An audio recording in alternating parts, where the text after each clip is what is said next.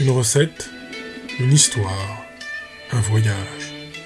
Konnichiwa, après le Guatemala et la Grèce, je vous emmène au bout du monde, dans un pays qui m'est cher depuis déjà un quart de siècle. Nous partons aujourd'hui au Japon.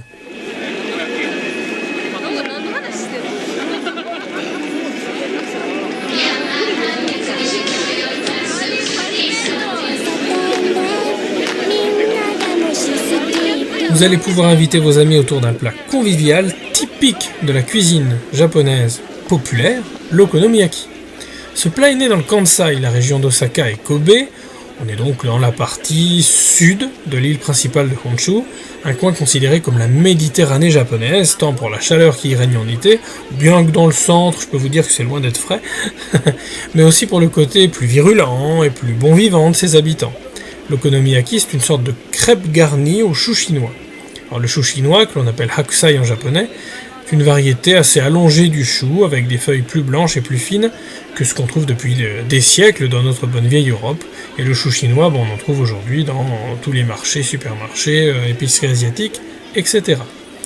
On va donc pour cette recette mélanger 90 g de farine avec 10 g de fécule, 150 ml d'eau froide, une cuillère à soupe de dashi, du bouillon japonais qu'on trouve en sachet, ou simplement un peu de vinaigre de riz, et 2 œufs. Mélangez bien le tout pour obtenir une pâte comme la pâte à crêpes, à peu près, en termes de consistance. Vous allez couper la moitié du chou chinois en morceaux de 3 cm environ, et le verser dans la pâte. Bien mélanger.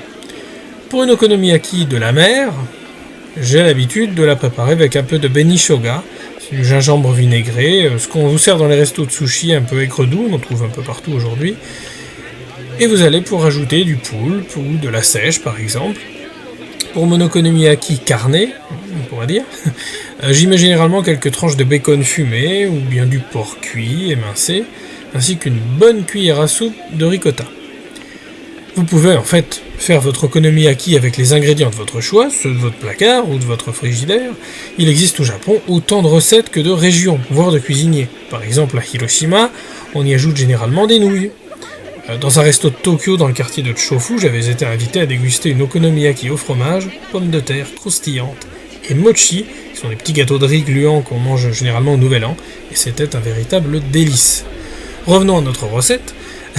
À moins d'être équipé d'une grande plancha, vous pouvez utiliser une poêle, bien huilée, une fois bien chaude, vous versez un œuf battu au milieu, bien rond, et puis ensuite vous allez mettre une part de chou sur 2 ou 3 cm d'épaisseur, ajouter la garniture de votre choix, puis remettre un petit peu de chou par-dessus. Vous laissez bien cuire, puis à l'aide d'une assiette, vous allez retourner votre okonomiyaki et vous faites cuire l'autre face. Une fois ceci fait, vous avez une surface bien lisse sur le dessus, vous allez verser généreusement, peut-être à l'aide d'un pinceau si vous en avez un, dessus une sauce okonomiyaki ou une sauce yakitori, on en trouve peut-être plus facilement dans le Berry, quelques traits de mayonnaise, de la ciboulette fraîche et si vous avez un peu de katsuobushi, de la bonite séchée, c'est du thon. C'est un truc très très très japonais. Voilà, avec une bonne bière japonaise bien fraîche, c'est convivial, simple, relativement économique et très nourrissant. Itadakimasu! Bon appétit!